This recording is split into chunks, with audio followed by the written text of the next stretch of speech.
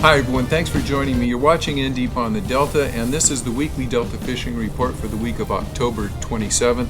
And I'll just start off by telling you the reports this week have been all over the board. We're going to focus on largemouth bass, and we're going to get into the report right now. So I want to take this last opportunity to remind everybody that the Food Allergies Kayak Bass Fishing Tournament is this Saturday. That's October 29th up at Pardee Reservoir. It's going to be a great tournament. We have a great raffle up there.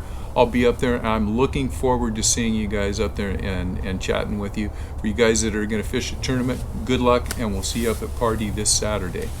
Boy, what's been going on? We're going to kind of skip through the tournament talk and the news this week, and we're going to go right into river conditions. And I really am going to be focusing on water temperature, not so much water temperature, but water temperature fluctuation. So I'll just tell you that this week I've had reports of water temperatures from being anywhere from 58 to 68 degrees. Water clarity is about the same that it's been in the last couple of weeks, anywhere from about 4 to 8 degrees, 4 to 8 feet of visibility. And I am seeing a lot of the sprayed hyacinth that's brown, that's starting to kill off from the spraying. It's floating down the river and breaking up quite a bit. Actually, in some of the sloughs, the navigation has been a little tricky because so much of it is getting pushed down the system. And as the water temperatures and the weather begins to get cooler and cooler, we'll have natural die-off, and that should be a natural occurrence where we're starting to push a lot of vegetation out of the river, hopefully clean it up a little bit.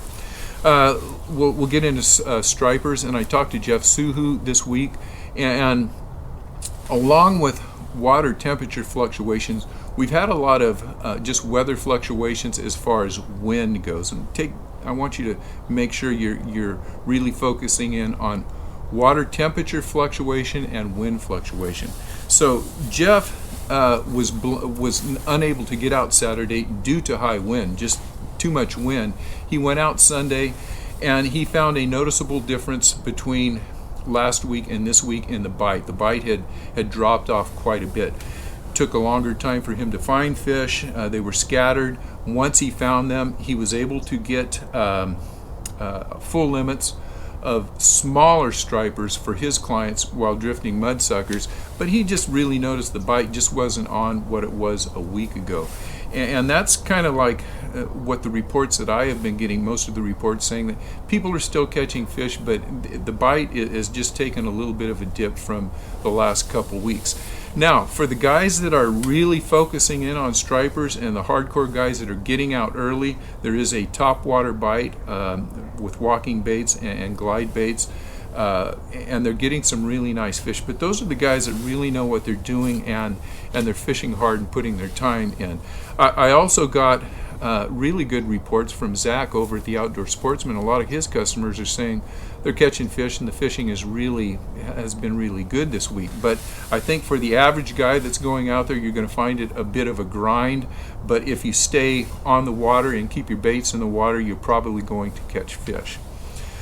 Okay, we're getting right into the largemouth bass, and what I'm going to do here is I'm going to talk about what I've been grinding out here. I'm catching fish, but I'm not getting big fish, and I'm having to work really hard for all of the fish that I'm catching. So I will talk about a couple of things that I've done for my success. I'll talk about some of the things that the input that I have, the reports that I've been getting. We'll talk about some of the successful anglers, what they're doing, and then we're going to we'll start off by talking about water conditions and why I think they are affecting the bite.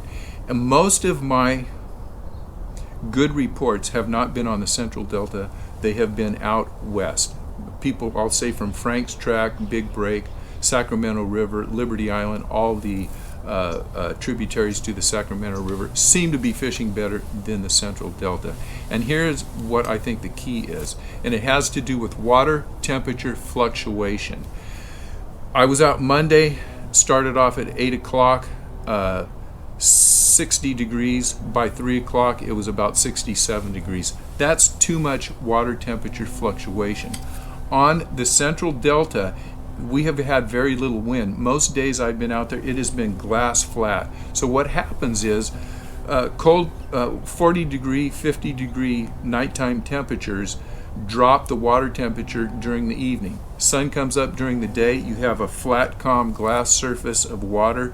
Sunlight penetration comes through with 70 or 80 degree temperatures during the day. It raises the temperature of the water. And when that water temperature raises that much, it's not stable, and I think it's hurting the fish. The difference between the central delta and out west is that they're getting a lot more wave action out there because of wind, and that is the wave action doesn't allow the sunlight to penetrate and warm up the water. So out west, it may start off at 60 degrees and get up to 62 degrees. That's more of a water temperature that's normal for the fish, and they can adapt to that.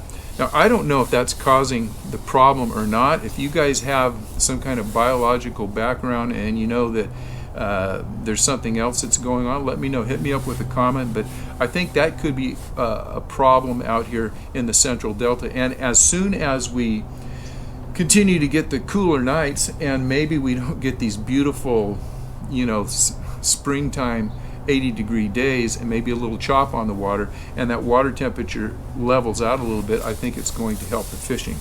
So with that, I will say that there are two things that are patterns out here.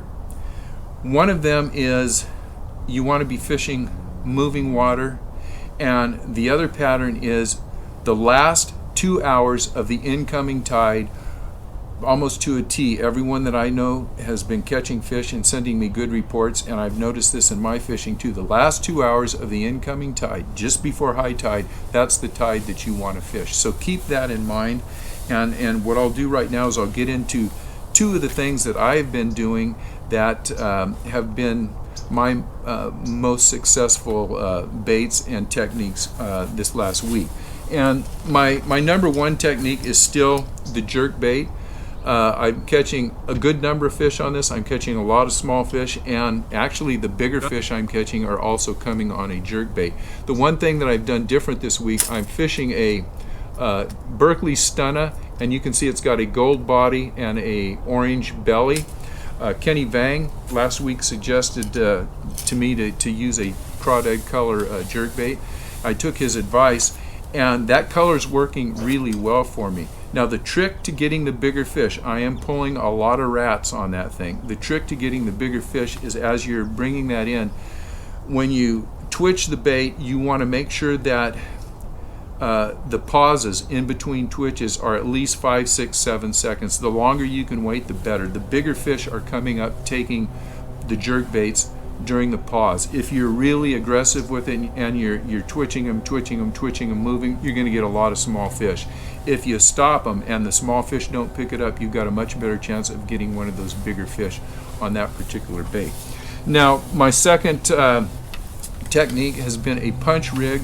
It doesn't matter what you're punching, as long as it's in a green color, black, orange, something that looks like a crayfish. You're going to you're going to get bites on a punch. Now, my key to success this week when I've come to punching is changing out. Number one has been changing out this hook. This is an inline worm hook. And last week I told you guys I was getting a lot of bites punching, but I didn't have a high hookup rate. So I changed my hook around because I figured a lot of the fish were small fish, and they have been small fish. But now I'm catching a lot of those 1.5 to 2, maybe 2.5 pound fish that I was missing last week, and I think it's just because I was changing the hook. So that's one key to my success for punching. The other key that I have found is fishing moving water, but I'm fishing hyacinth that has at least 4 feet of depth underneath it.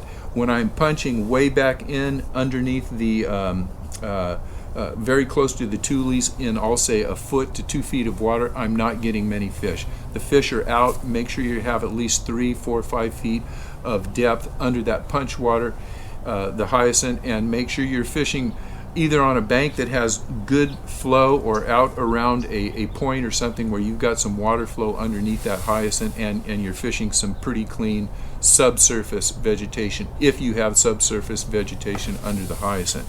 So those are my 2 keys to success. I talked with Rob out at the Bass Hole, and one thing that I will say, the ABA is going to have their big tournament, their Tournament of Champions, this weekend on the Delta, and they're going to be fishing Friday, Saturday, and Sunday.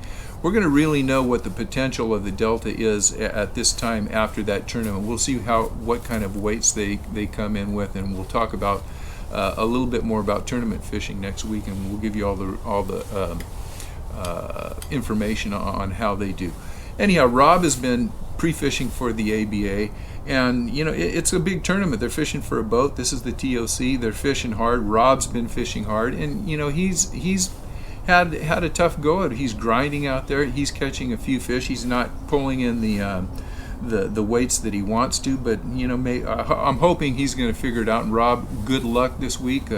If you win that thing, I want to be the first one that interviews you. So what Rob has been doing to catch the fish that he has been working real hard for is simply throwing a white spinnerbait, and that's been his number one bait. I've been throwing it. I know Rob suggested to me last week to throw it. I've been throwing it this week. I just can't get bit on spinnerbaits, so that's here nor there, I guess. But if you're comfortable throwing a spinnerbait, make sure you're throwing a white spinnerbait along with that jerkbait and the punch rig. There is a minor bite in the morning and a little better bite in the evening. I've been getting reports on social media that the evening bite has been better, and they're getting some bigger fish. Most guys are throwing topwater, and it's everything from a buzz bait to a whopper plopper to a walking bait. It's all over the board, but I think that morning and evening bite is more, you just have to be in the right place at the right time, and I still wouldn't suggest, if you're from out of town, getting up at 3:30 or 4 in the morning to come and try and hit a bite that may be 15 or 20 minutes or may not even appear. So with that, that's all I can tell you. I'm really hoping that as the daytime temperatures get more into fall-like conditions, the fishing is going to pick up. I want to thank you guys for staying with me through these difficult days when we should be catching fish, and I think most everyone that is going to come out this week is probably going to find it's a little bit of a grind. Hopefully you got some kind of base to go out and catch some fish this week. Thank you guys so much for watching. Until next week, I'll see you on the water.